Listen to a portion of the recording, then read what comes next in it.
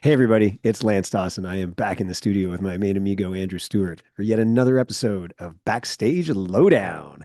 Today we have US born but Canadian raised singer, songwriter, session musician, record producer, quadruple threat. I don't know. Anyway, Marc Jordan's in the studio with us, and maybe one of his greatest accomplishments is, being Amy Sky's husband. I don't know, but this guy is incredibly creative, prolific. He's wrote songs for everybody: Rod Stewart, Cher, Kenny Loggins. I don't want to bring up David Hasselhoff, but he has written a song for David Hasselhoff. Anyway, he's in the studio with Andrew Stewart and I today. This is going to be great. I'm glad you're here for another episode of Backstage Lowdown. Before we get to it, let me remind you this episode is sponsored by Look Digital Marketing. From stunning websites to full digital marketing, they help your business shine online. See the difference with Look Digital Marketing. Visit lookmarketing.ca today. All right, Marc Jordan in the studio with Backstage Lowdown. Here we go.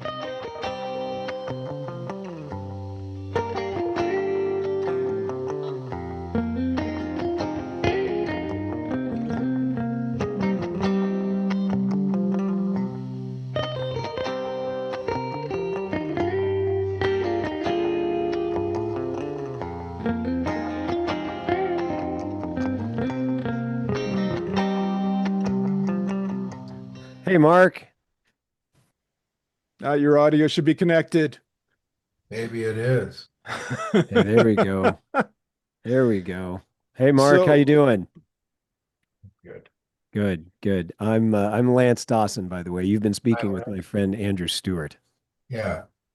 I'm sorry I was a little, it was a couple of minutes late. I got pulled over coming home by a cop because I so was, let's hear that Sad. story. Yeah, That doesn't happen too often. I haven't been pulled yeah. over in 30 years. So So Marc Jordan was stunt driving in Toronto. This is no, crazy. You heard it here first. I was trying to get home to do this. Yeah.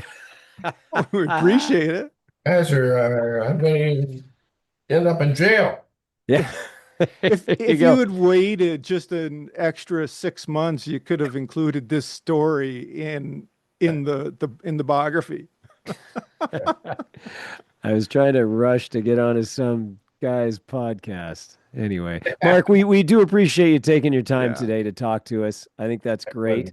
We were just talking about, well, just the many accolades of Marc Jordan. And Andrew, I promise you, I'm going to try to stay on topic today. We've got a book to talk about, and he's written songs for everybody. But you know what I'm keying in on. You see in Marc's background, there's a plethora of some guitars there, and I'm going to try to behave myself. Oh, But because I have a habit, Marc, of taking these podcasts a little off rails and talking guitars and That's stuff. okay. Yeah. Anyway. Uh, so yeah, in the intro, Marc, I have to say, I just got back from watching a concert Sawyer Brown was playing down in Niagara, and oh, I didn't realize you had written a song for those guys I had. back in the day. Trying to think of what the title was. Oh, I know that because I was just listening to it, and it was That called was a Break while ago. My Heart Again. Yes, that's right. Yeah, fantastic. Now, did you get to meet those guys? How does that happen? When you write a song for Uh, somebody, no, I don't think I ever did meet them. I think I talked to them on the phone or something, but I don't know. I don't think I ever met them. okay. So you I write a have song, your publishing company pitches that song and you're sort of out of that loop, or how does that whole thing work? sometimes, Right. I mean, I've met a lot of people. I met a lot of the older, like Dinah Ross and people Right. like that, and Right. and Rod, of course, and um, but yeah, a lot of the time, a song, like an artist will hear a song that a writer has written, and you don't get to meet them. They just Right. do the song unless there's a problem and they want something rewritten. So, Yeah. which does happen. That does happen. It's always so amazing to me because you can write a song in so many different ways. Like that same song can be done country, it can be done rock, it could be done jazz. Your wife Amy could have done a totally different version of it. Hmm. It's always incredible to me that somebody would pick a song and not maybe just chat with you for a second and saying, "Hey, how did you hear this one?" You know what I mean? That sort of thing. But Well, I think a lot of artists want to make it their own. You know what I'm saying? yeah, Sure, yeah. And everybody has their own singing style. So, I mean, if I do cover songs too, and I don't sing them the way they're on those people's records. right.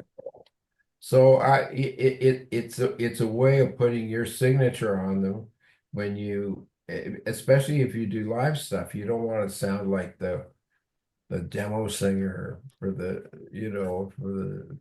song. When Yeah. No, you're you, right. You do want to have your own twist, your own interpretation, and kind yeah, of like, hey, that's Mark's style. We yeah, can we can see that in this song. yeah. Are you still out gigging a lot, Mark? Um, I have a couple things coming up. Yeah, I have in the middle of April. I have I think that's the book launch. So I'm playing a little bit then with Don Breithaupt. Oh, And fantastic. So are those two things going together, like book launch, a little bit of a concert beforehand or after? Are you doing any reading or excerpts from it? yeah, I'll do a whole thing. I'll do a few songs and then Don, I think, is going to read a bunch, and then there's going to be a Q&A How and did you come about having Don write the book as opposed to you writing it yourself? well, because I couldn't do it. Yeah, just now you kind of at the beginning of the book you kind of focus on your dyslexia. Yeah, And is that part of why you don't think that you could do it, or is it yeah. just kind of like, Yeah. that's just going to take a lot of time and I just don't have it right Well, now? it would take me a lot longer to do it than a writer. Yeah. Although Don spent a lot of time on it.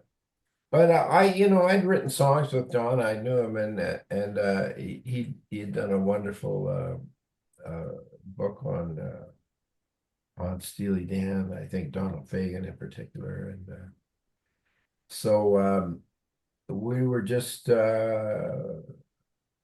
together one day, and he said, "You ever thought of a biography?" And I said, "Well," I said jokingly, "if you want to do it."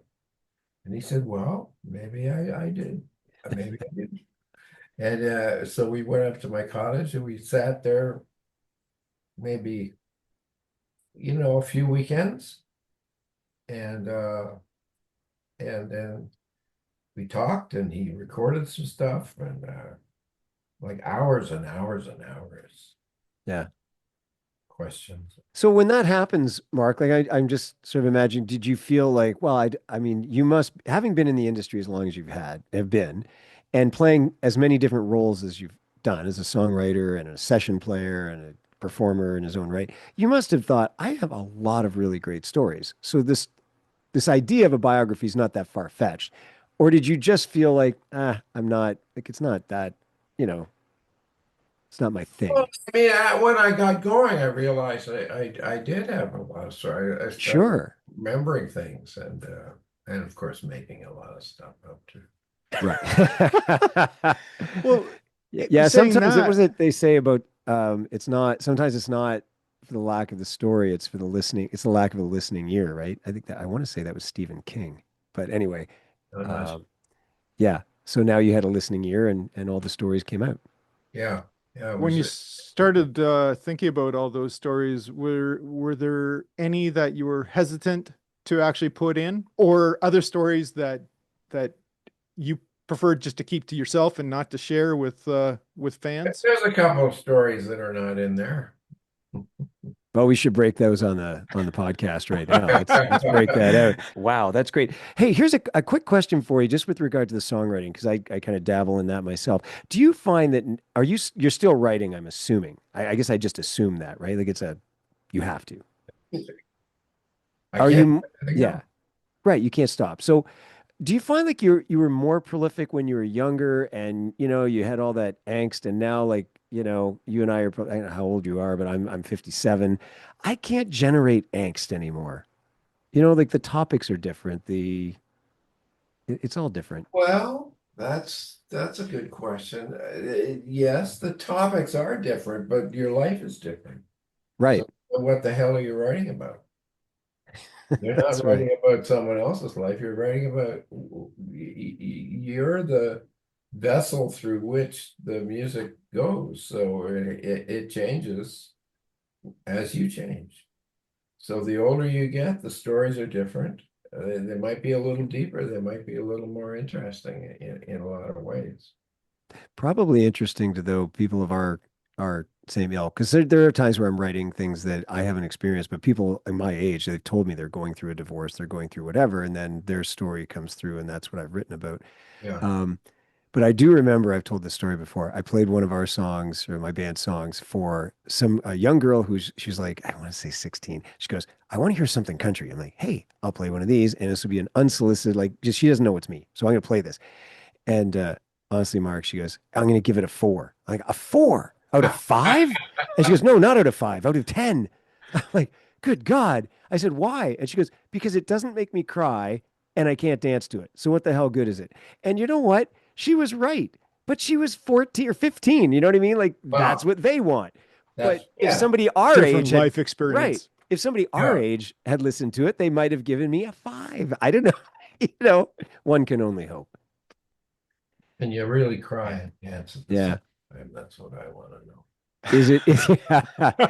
Well, no. Is it easier to write now? Do you find that it's easier or no? I have, yes, it's, yeah, it is because I'm not touring as much as I used to. And I have a lot of, I don't have kids anymore, like at home, obviously. Right. And I have a lot more time now. And so I'm in this box, till 4 in the morning sometimes, Wow. often actually. Yeah, that's So great. I enjoy, I mean, man, that's the only thing I can do really. What do you do with the songs now? Do they get recorded or they get filed? What do you do with them? Well, I continue to make records. I have a deal with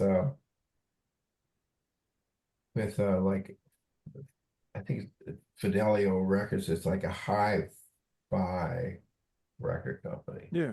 You know what I'm talking about? Guy who had Warren Heights. It's his label, and so he signed me, and and I'm so I gave him my last record, and he wants more, so I'm working with Luke Monty again and doing another bunch of That's fantastic. yeah. Yeah, I think when you're that, and at sort of this stage, and Andre people are still Perry. coming to you for songs, that's great. I'm curious when you're writing for like for music for song and you often you often have to show a certain amount of vulnerability. Did you find the same sort of feeling when you're opening up for the book, or do you find it easier when you're writing for music to share that story, knowing that you have the music behind it? Well, for me, um, lyrics and music are the same thing because I see melody. So they're not like different for me. I don't put lyrics to melodies. They're the same. Mm, They exist together. And maybe that might be part of dyslexia, I'm not sure. Um, but I kind of write down what I hear. So when I come up with a melody, because I always write the melody too. yeah. And when I come up with a melody or chord changes suggest a melody, that automatically suggests um, lyrics. So you write them simultaneously. They're starting, they sort of happen. Kind of. Yeah. Yeah. Yeah. Yeah. I would agree with that. And so you don't see one as more important than the other because they're just so intimately No, intertwined. no, no. I mean, melody is lyric Yeah. I in a can I lot can of buy ways. into that. Yeah. Yeah. Yeah. It's always interesting to me because I would tend to agree with that, but I notice there's some people that are more motivated by just I love a driving bass or I love, a guitar riff. Other people are like, man, I just get so into lyrics and the way a writer will say a certain phrase, that's what motivates them. And I can buy into all of that. I'm more nervous about when someone says, I don't listen to music. It doesn't do anything Oh, for me. And then I think, uh, what feeds your soul? Like, well, I think music is very, listen, I have a granddaughter. My daughter, Zoe, and Liam had a baby a year ago. And I watch how she relates to music. Like she's not even one, and she's on it.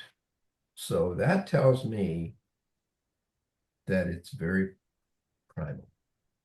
Mhm. It Yeah. exists. I mean, look, when primitive men went into the forest, they started beating on trees. Well, that's music. Yeah. They, Yeah, absolutely. you know what I'm saying? And then chanting, and then words, and then it progressed. But it's there's something in human beings that that is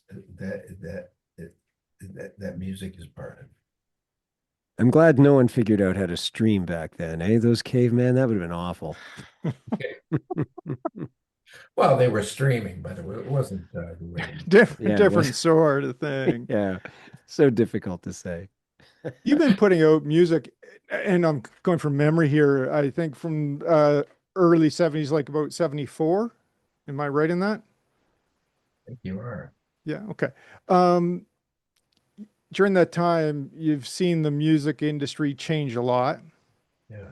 Do you think it's changed for the better, for worse? Do you think there's things that have lost that musicians and record companies need to take a step back and reconsider? Well, I think there's both. I think the streaming thing um,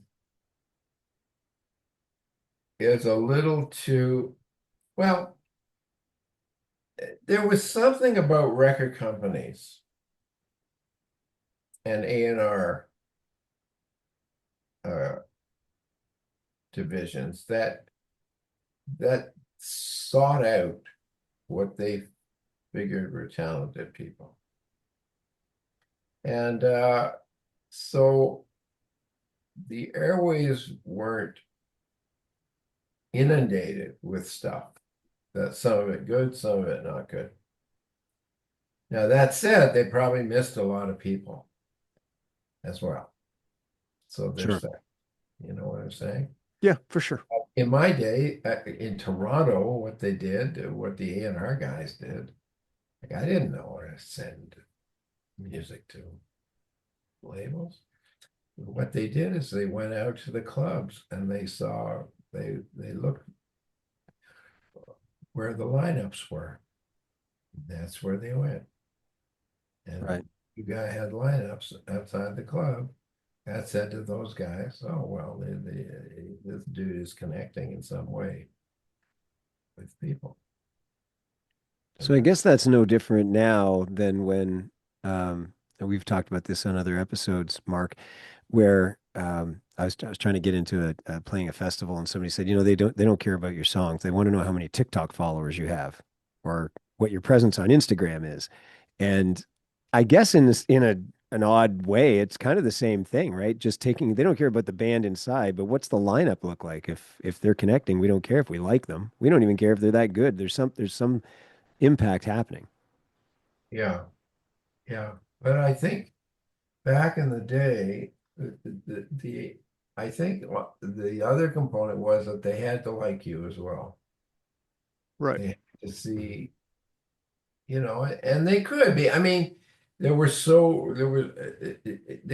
astronomically less content, you Yeah, know, right.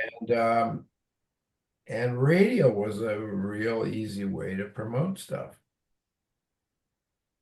And it was it was very analog kind of system back then. It was like, selling baskets. They We recently had a couple of the guys on from the early days of CFNY, and they were talking about how they really were integral in breaking bands and breaking them early, uh, just just because the A&R guys got the music into their hands, they were playing it right away, Yep, yep, that's and all of right. a sudden that spark hits and A everybody's listening. a lot of hit records started that way. I mean, Black Velvet is a great example with Atlanta. Hmm. It Yeah. was it was done. It was over, baby. And some dude in Texas started playing it, and boom, Yeah, I don't know wow. if radio has the same impact that it It doesn't did anymore because back, it 30 does. years ago even. People don't really listen. People are, oh, it's I don't know if there are pros and cons. I don't want to sound like an old fuck, even though I sort of am. But there are pros and cons to it, but there are certain things about the new technologies that bother me. And profoundly. And I think there's more to this life than that little screen. Yeah. You know what I'm saying? I give you a couple of examples. Um, so I was in Santa Barbara after early January working. And it was beautiful, and we'd just come through the winter from hell in Toronto. And so I got on the plane to head back to Toronto. So I guess they were mostly people from Canada heading back to the snow. And it was just glorious sun. Santa Barbara is the best climate on the planet, I think. And so I had a window seat. And I got on the plane. And I'm looking out the window. So we're taking off. The guy behind, hey buddy, put your blind down. I'm like, what do you mean? He says, you're getting glare on my screen. And so I looked up, and the whole plane was black inside. No one was looking out their window. And I got to tell you, there's a lot of shit out there. Yeah. You know what I'm saying? It's like life isn't that 2.5 by whatever. Yeah.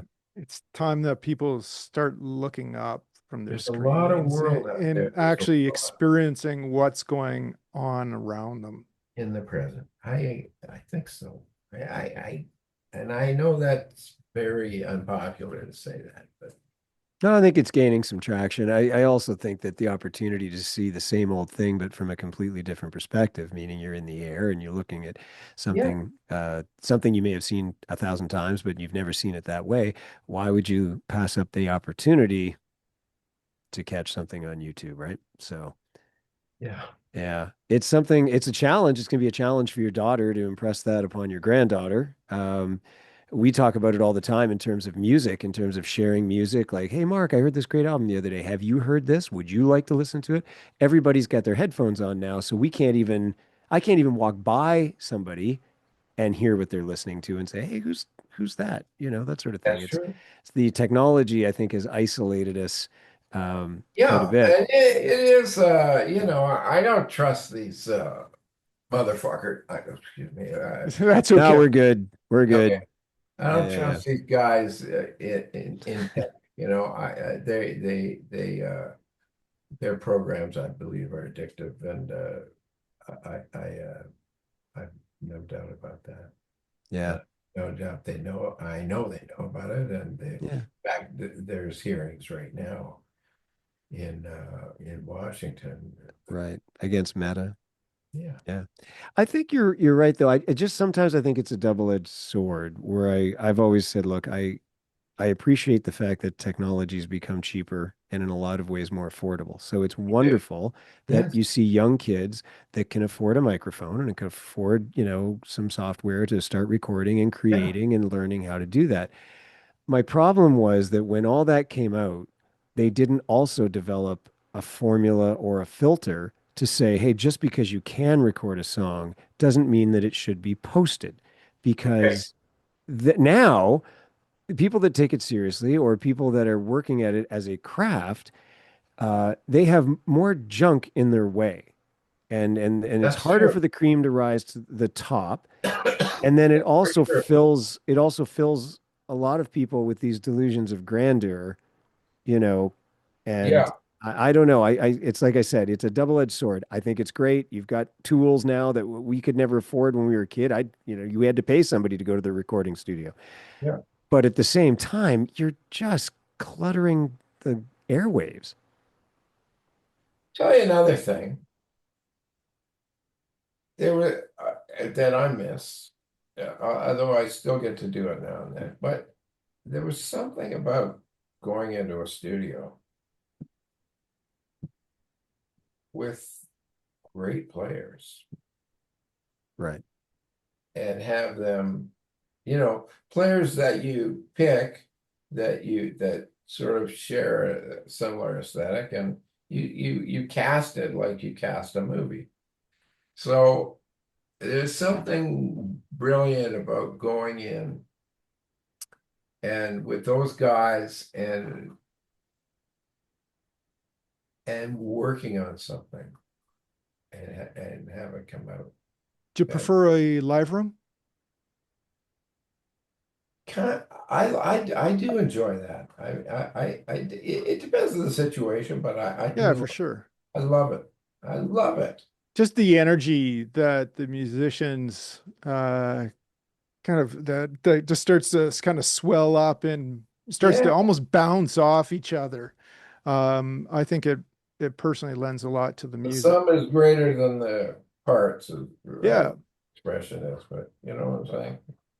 no, definitely. Well, I guess if people are experiencing life differently too, right? I mean, Yeah, I'm sure you have amazing memories of being in the studio with certain musicians that, you just remember unbelievable. so fondly, right? And so if it was all done over a Zoom thing, and I don't know, you're right. It can be a very sterile life if we allow it to be. Fair enough. I mean, You to be in this, like I'm so lucky, if that is meaningful to you, that those caliber players. But I got to play with some of the best players ever, and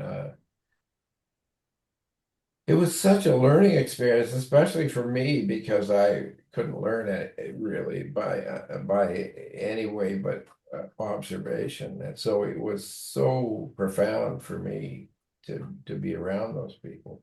Yeah. Learn so much. Wow. Um, Andrew, I was gonna key you up for a lightning round. Are we Yeah, good? yeah, Okay. yeah, yeah. Let's go. So, Mark, I don't know if you've taken the time to have a listen of any Okay, of our let me past answer the episodes. question before Yeah. you Oh yeah. ask it. It's huge. And real. Uh, That's good. That's good. All right. So we have this lightning round, a completely unscientific way of getting to know you, shoes or boots, that sort of thing. I think you've already broken down the code, Mark. You're way ahead of us, which He's is talking not, about the painting behind him. Just yeah, for yeah, those it's listening, he's huge. talking about the nice jazz painting behind him right now. Yeah, yeah, no, it's so great. Anyway, this is kind of Andrew's baby, so I'm gonna let him throw some questions at you. There are no wrong answers. Okay. Yeah, it's But just you like a you only get one. shoes or boots sort of Right. thing, and you choose boots because you're not insane, and then we continue on to the next one. Sometimes extra stories come along with it, and that's okay. So don't worry about that. But let's get us started. Okay. Studio at 2 a.m. or stage at 9 p.m. Studio. Vinyl crackle or digital clarity. Both.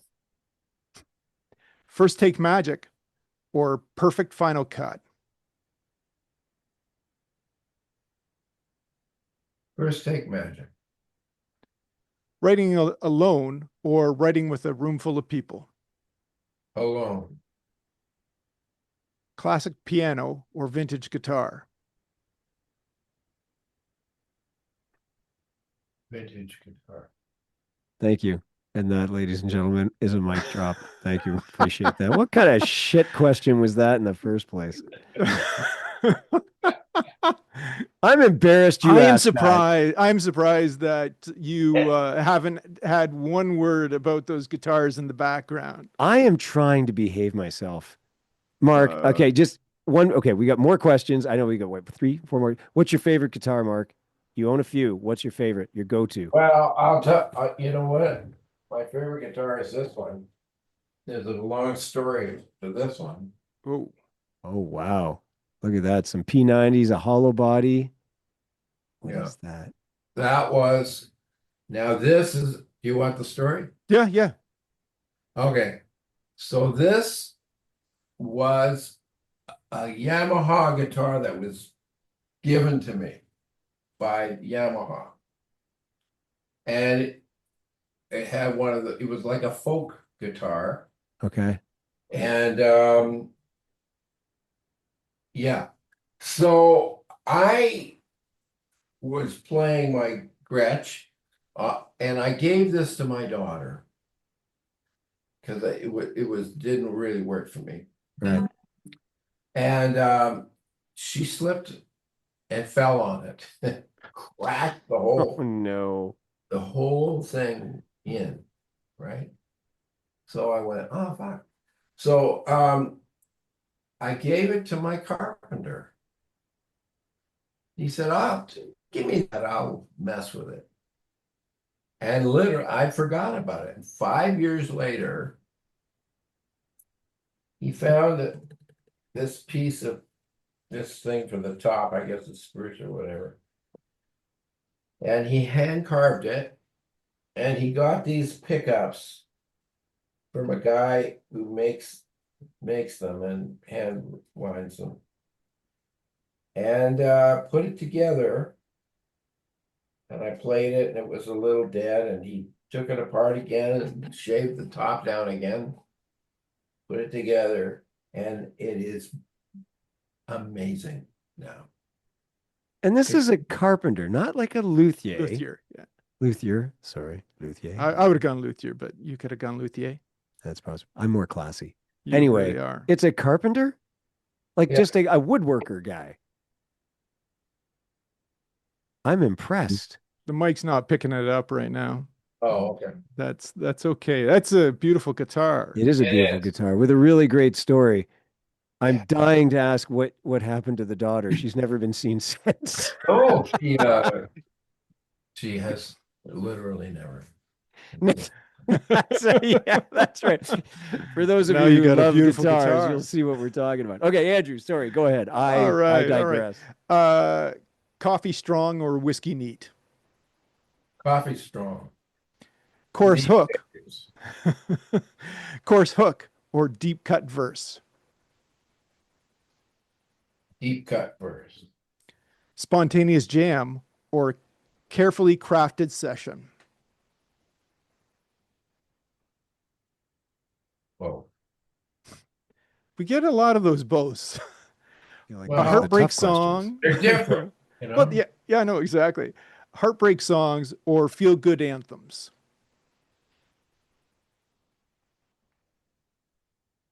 Heartbreak.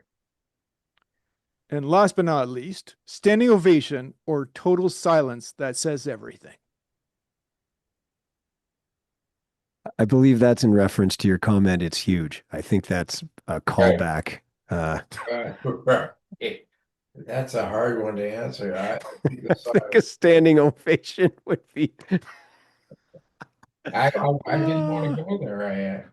Mark, this is totally your fault. I I am know. not taking blame for this. This is totally Mark's fault. No, You're both seven. I'm confronted with silence all the time, so I'm going to love it. You know, In my house, I like to call that awe and wonder, but silence also. that's what I think. I internalize it as awe and wonder, just speechless adulation. But we all know it's that. Now I Mark, feel, is this going to be inappropriate to ask if we could also interview Amy? Oh, terrible. Mark, thanks so much for being on the show. That's been another episode of Backstage Lowdown. We appreciate it, Mark. It was a I'm real glad we pleasure all to talk to you. survived.